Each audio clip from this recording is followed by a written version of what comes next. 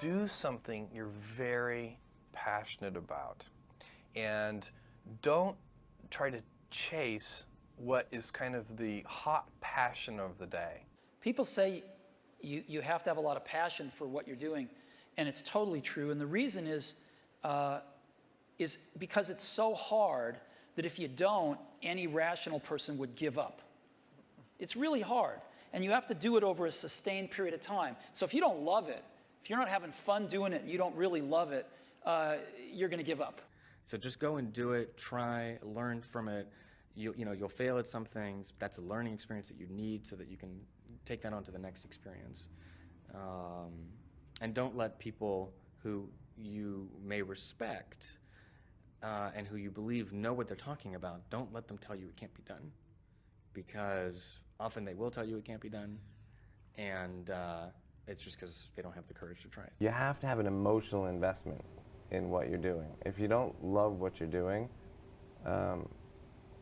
failure is pretty much guaranteed. Success is not guaranteed by any means, but failure is much more likely if you don't love what you're doing. If you know exactly what you want to be, you need to spend as much time with people that are actually that already. Like, you don't have to be the best, but you have to be dangerous, right?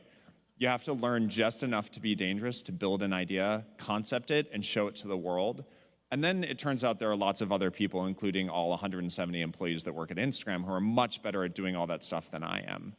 But you need to find people who can, be drawn to the idea that you build, and then they end up taking it and making it even. Constantly seek criticism. Yeah. A well thought out critique of whatever you're doing is as valuable as gold. And you should seek that from everyone you can, but particularly your friends. So many things go wrong when you're starting a company, and often I think people ask, what mistakes should you avoid making? And my answer to that question is don't even bother trying to avoid mistakes, because you're going to make tons of mistakes, right? And the important thing is actually learning quickly from whatever mistakes you make and not giving up.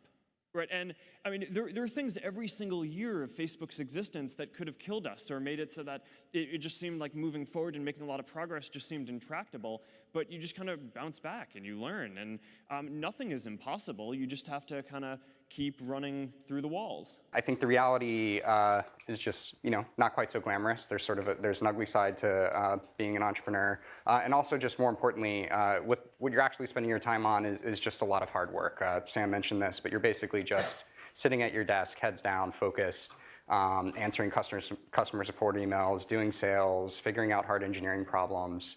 So it's really important that you kind of go in with eyes wide open.